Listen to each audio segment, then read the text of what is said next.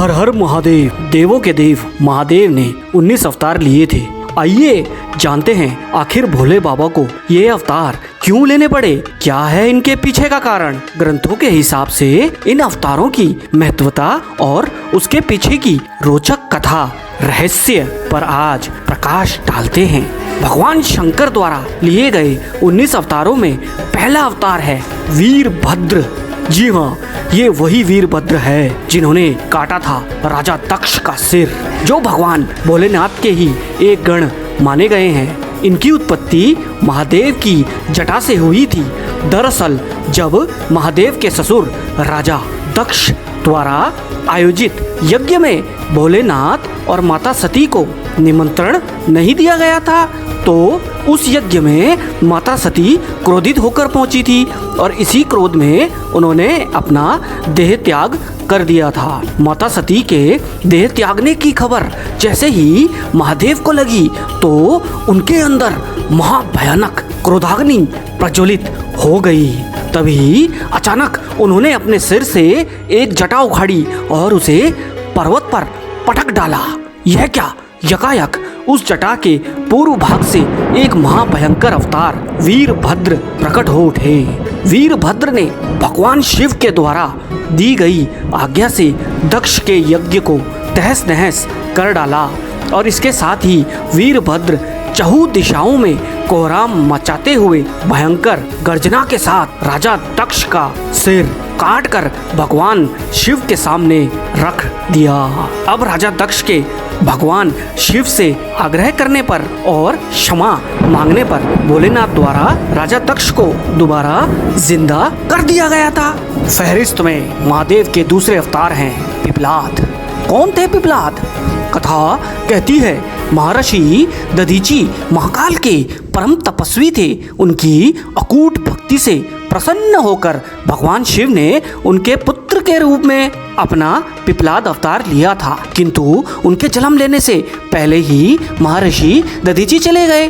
तो इस पर पिपलाद ने देवताओं से इस प्रकरण का कारण पूछा। उत्तर में देवताओं ने उन्हें बताया कि शनि दृष्टि के कारण ऐसा कुयोग बना है कि उनके जन्म से पहले ही उनके पिता उन्हें छोड़कर चले गए, जिसके बाद पिपलाद शनि देव से कुपित हो बैठे और उन्हें नक्षत्र मंडल से गिराने का ही श्राप दे डाला। पिपलाद द्वारा दिए गए श्राप के कारण शनि उसी समय आकाश से गिरने लगे। शनि को गिरता देख देवताओं द्वारा पिपलाद से शनि को माफ करने की प्रार्थना की गई, लेकिन शिव अवतार पिपलाद ने शनि को इस शर्त पर क्षमा किया कि वह जन्म से लेकर 16 साल तक की आयु होने तक किसी को कोई कष्ट नहीं देंगे। तभी से ऐसा माना गया है कि शिव अवतार पिपलाद के स्मरण मात्र से ही शनि देव के द्वारा पहुंचाए कष्टों से मुक्ति मिल जाती है। इसके साथ ही महापुराण में यह भी बताया गया है कि भगवान शिव के इस अवतार का नामकरण स्वयं ब्रह्मदेव ने किया था। अब आते हैं तीसरे अवतार नंदी। इन्हें कौन नहीं जानता। आइए आपको इनकी जन्म की कथा से अवगत करवाते हैं। नंदी को भोलेनाथ के गणों में सबसे प्रमुख माना गया है। यह भी शिव अवतार माने गए हैं। ऐसा कहा जाता है कि एक वक्त की बात है जब शिलाद मुनि ब्रह्मचारी थे, लेकिन वंश समाप्त देख शिलाद के पितरों ने उनसे संतान उत्पन्न करने को कहा। अब ऋषि शिलाद ने महाकाल की घोर तपस्या की और वरदाता भोले भंडारी से मृत्युहीन गुणी संतान की कामना की। फलस्वरूप स्वयं भगवान शंकर ने ऋषि शिलाद से कहा कि कुछ समय उपरांत वह खुद उनके पुत्र के रूप में जन्म लेंगे। अब कुछ समय बीत जाने के बाद जब शिलाद भूमि जोत रहे थे तो वहाँ क्या देखते हैं कि एक नन्हा बालक भूमि पर लेटा किलकारियां मार रहा था, जिसका नाम शिलाद ने नंदी रखा था। जिसके बाद भगवान शंकर ने नंदी को अपना गणाध्यक्ष बनाया था और नंदी नंदेश्वर हो गए। आगे चलकर नंदी का विवाह मारुतों की पुत्री सुयशा से हुआ था। अब महादेव के चौथे अवतार आते हैं भैरव, जिन्हें माना जाता है महादेव का पूर्ण रूप।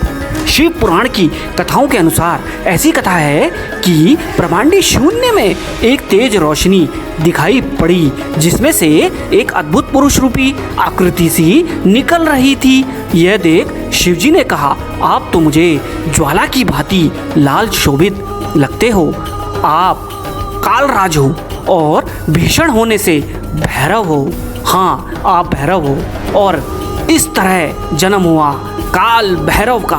जी हाँ, ये वही काल भैरव है जिन्होंने अपनी अंगुली के नाखून का इस्तेमाल करते हुए ब्रह्मा देव के 5वें सर को काट दिया था। ब्रह्मा का सिर काटने के चलते भैरव पर ब्रह्म हत्या का पाप लग गया था, जिसके बाद ब्रह्म हत्या के पाप से मुक्ति हेतु भैरव काशी पहुँचे और वहाँ उनको अपने दोष से मुक्ति मिल गई थी।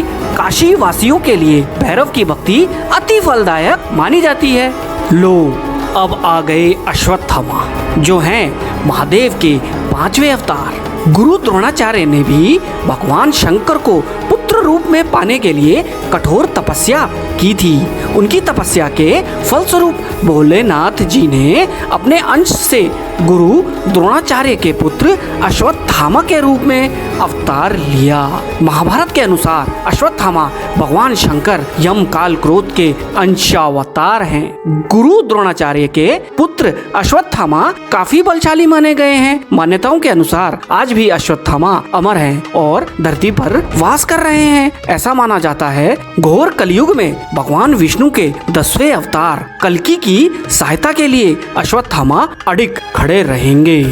नरसिंह अवतार का क्रोध शांत करने हेतु महादेव ने लिया था छठा शर्भावतार। इस अवतार का आधा स्वरूप मृग हिरण का है, वहीं बाकी का स्वरूप शरभ पक्षी का है, जिसको पुराणों में वर्णित 8 पैरों वाला जंतु माना गया है, जो कि सिंह की भांति शक्तिशाली है। ऐसी कथा है कि राजा हिरण्यकश्यपु का वध करने के बाद भी जब भगवान विष्णु के नरसिंह अवतार का क्रोध शांत नहीं हुआ था, तो अन्य देवतागण महाकाल के पास पहुंच गए।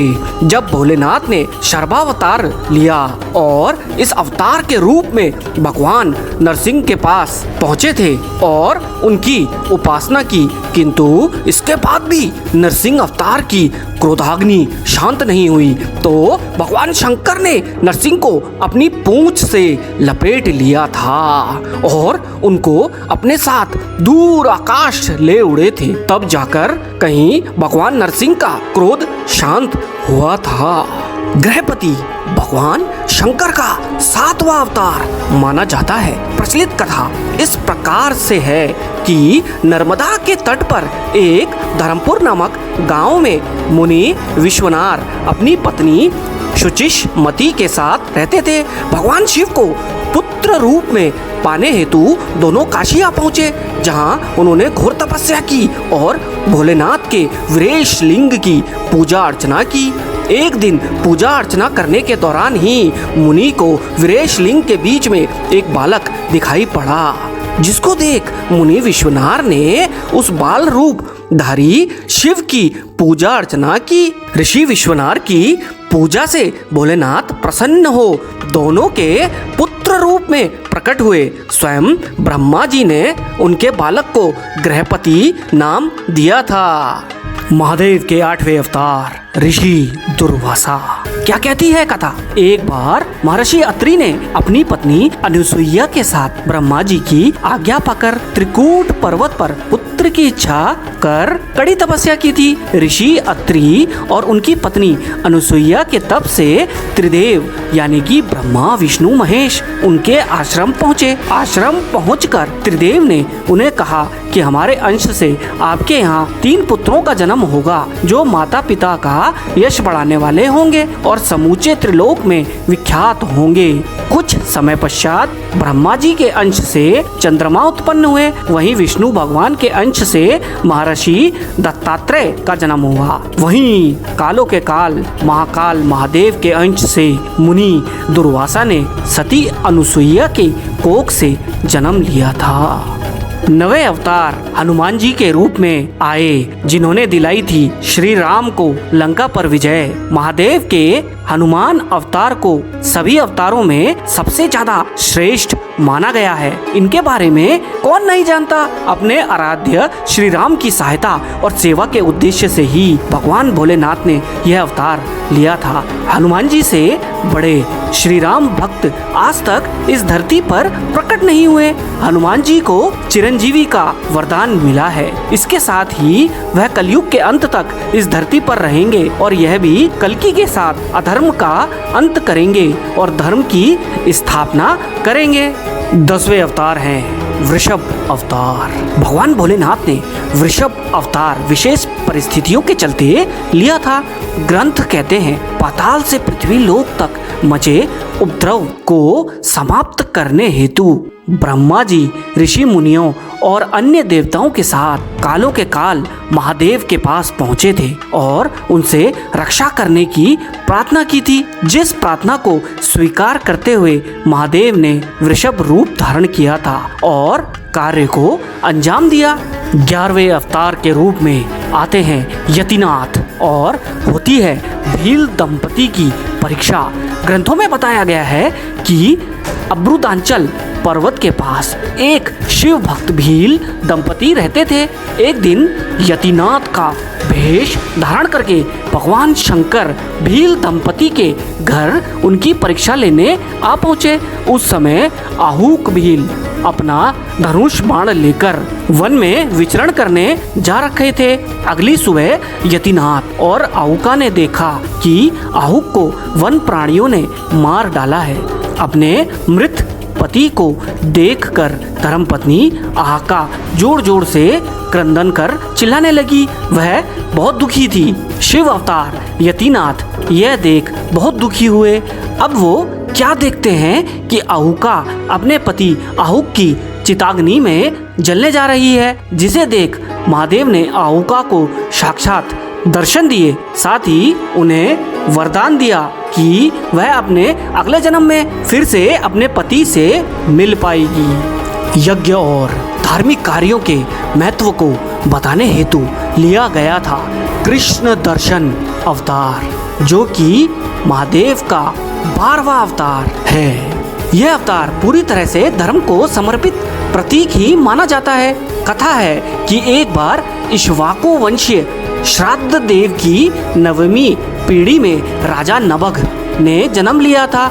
आगे चलकर उन्होंने वैश्य देव सूक्त के साथ स्पष्ट उच्चारण के जरिए एक यज्ञ संपन्न कराया था, जो कि आंगरिक ब्राह्मणों ने करवाया था। फिर वह राजा नभग को यज्ञ का अवशिष्ट धन देकर स्वर्ग की ओर चले गए। अब यहाँ महादेव कृष्ण दर्शन अवतार में प्रकट होकर बोले, यज्ञ के अवशिष्ट धन पर उनका अधिकार है, जिससे राजा नभग और कृष्ण दर्शन में विवाद उपजा। तब राजा नभग ने अपने पिता से ही निर्णय लेने को कहा। अब पिता ने समझाया कि यह पुरुष कोई और नहीं, देवों के देव महादेव हैं। जिसके बाद पिता की बात सुनकर नभग ने शिवजी की स्तुति की और वह अवशिष्ट धन महादेव को सौंप दिया।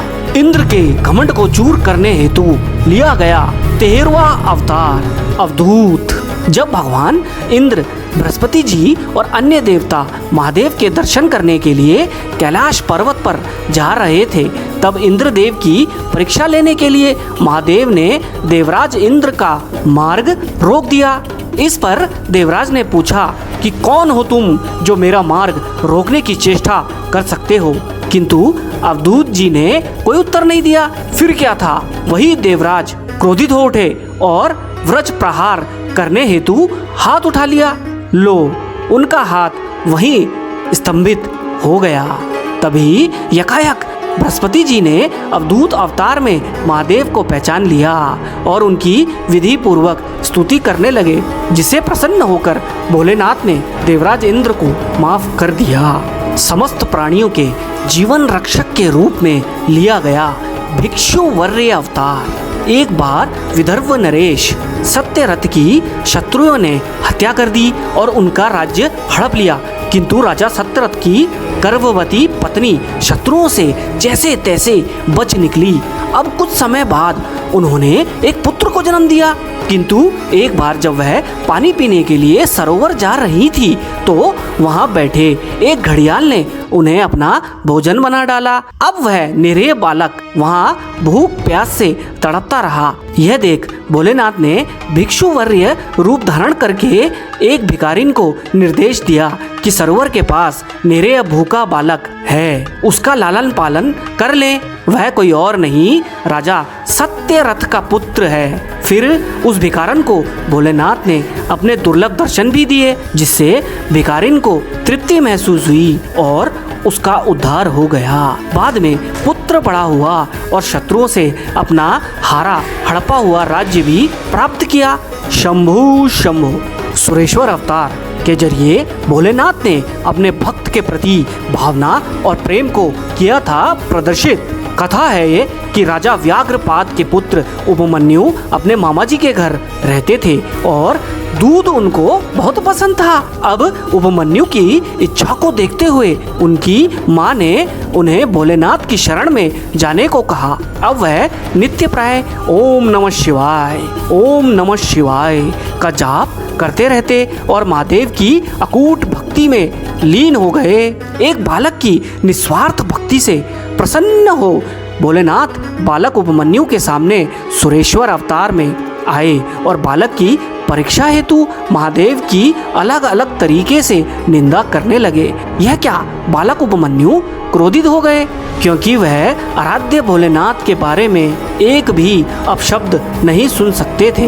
यह देख महादेव बालक से अति प्रसन्न हुए और स्वयं शंभु ने बालक को अपने वास्तविक रूप के दर्शन दिए। इस तरह बालक उपमन्यु का उद्धार हो गया। अर्जुन की परीक्षा लेने हेतु लिया था 16वां अवतार। वनवास के दौरान भगवान शंकर को प्रसन्न करने के लिए अर्जुन ने घोर तपस्या की थी। वहीं दुर्योधन ने अर्जुन को मारने के लिए मूढ़ नामक दैत्य भेजा, जो कि सूअर के रूप में था। सूअर को अपनी ओर आता देख अर्जुन ने उस पर बाण से तीव्र आघात किया। तभी वहां सूअर पर एक दूसरा तीर भी जा धंसा, जो कि महादेव द्वारा लिया गया किरात रूप के धनुष से निकला था। अर्जुन महादेव की माया को समझ नहीं पाए और कहने लगे कि सूअर का वध उनके बाण से हुआ है, जिस पर विवाद हो गया। जिसके बाद किरात के साथ अर्जुन ने युद्ध किया। महादेव तो महादेव हैं, उनसे कोई जीत पाया है भला? किंतु अर्जुन की वीरता देख महादेव काफी प्रसन्न हो गए और अर्जुन को उन्होंने अपने वास्तविक रूप में दर्शन दिए। और यही नहीं, महादेव ने अर्जुन को कौरवों पर विजय प्राप्त करने का आशीर्वाद भी दे दिया था। 17वें अवतार में ब्रह्मचारी का रूप लेकर माता पार्वती के सामने की थी महादेव ने खुद की निंदा। माता सती द्वारा दक्ष के यज्ञ में प्राण त्यागने के बाद हिमालय के घर उनका पुनर्जन्म माता पार्वती के रूप में हुआ। महादेव को अपने पति के रूप में पाने हेतु घोर तप भी किया था। अब माता पार्वती की परीक्षा लेने स्वयं महादेव एक ब्रह्मचारी के रूप में माता के घर पहुँचे। वहाँ उन्होंने माता पार्वती से इस कठोर तप का कारण पूछा और फिर भगवान शिव ने ब्रह्मचारी के रूप में महादेव की निंदा करना शुरू कर दिया। उन्हें शमशानवासी और कपालिक भी कहा, जिसको सुनकर माता क्रोधाग्नि में जल उठी। माता पार्वती को क्रोधित देख और अपने प्रति उनकी अनंत भक्ति भाव व प्रेम देखकर भोलेनाथ खुद को रोक ना पाए और उन्होंने माता पार्वती को अपने वास्तविक रूप के दर्शन कराए। यह देख माता पार्वती काफी प्रसन्न हो गई। जब स्वयं महादेव पहुँचे राजा हिमालय के पास माता पार्वती का हाथ मांगने, तो अवतार लिया था 18वां अवतार सुनट नर्तक का। कथा है कि महादेव नटराज रूप में हाथ में डमरू थामे माता का हाथ मांगने हिमालय राज के पास पहुँचे और वहाँ उनके द्वारा इतना सुंदर नृत्य किया गया कि सभी लोग किंकर्तव्य विमूढ़ होकर भाव विभोर हो गए। नटराज महादेव सुनट नर्तक रूप में इतने कांतिमान प्रतीत हो रहे थे कि हिमालय राज ने प्रसन्न चित्त हो उनसे भिक्षा मांगने को कहा। तो महादेव ने भिक्षा के रूप में राजा हिमालय से उनकी पुत्री पार्वती जी का ही हाथ मांग लिया। यह सुन यकायक राजा हिमालय को क्रोध आ गया। महादेव वहां से क्रोधित हिमालय राज को देख चुपचाप चले गए। महादेव के वहां से जाने के बाद हिमालय राज और मैना देवी को अकस्मात दिव्य ज्ञान की अनुभूति हुई और वह देवों के देव महादेव की लीला समझ गए। अंत में महादेव को पार्वती जी का हाथ सौंप दिया गया। देवताओं के अभिमान को चकनाचूर करने के लिए लिया था यक्ष 19वां अवतार। समुद्र मंथन के बाद निकले अमृत पान के बाद देवता अमर हो गए थे और अपने को सबसे ज्यादा बलशाली समझने लग गए थे। तभी यक्ष अवतार में देवों के देव महादेव वहां आ पहुंचे और देवताओं के अभिमान को तोड़ने का मन बना लिया। उन्होंने देवताओं के समक्ष एक तिनका रख दिया और कहा, अगर आप लोग वाकई बलशाली हो तो मुझे अपने बल का परिचय दो। इस छोटे से तिनके को या तो जला दो या काट दो या डुबा दो या फिर इसे उड़ाकर ही दिखा दो। लेकिन अपनी पूरी शक्ति लगाने के बावजूद भी देवता उस तिनके का कुछ नहीं बिगाड़ पाए। तभी यकायक आकाशवाणी से स्वर फूटे कि यह परीक्षा लेने वाले यक्ष कोई और नहीं बल्कि कालों के काल श्री महाकाल शिव शंभु भोलेनाथ हैं। यह सुनते ही देवताओं द्वारा महादेव की स्तुति की गई और अपने अपराध और दंभ के लिए भोलेनाथ से क्षमा मांगी। तो मित्रगणों, यह थे भोलेनाथ के 19 रूप व उनसे जुड़ी कथा। आशा करता हूँ कि आपने खूब आनंद लिया होगा। शंभू शंभू, जय भोलेनाथ।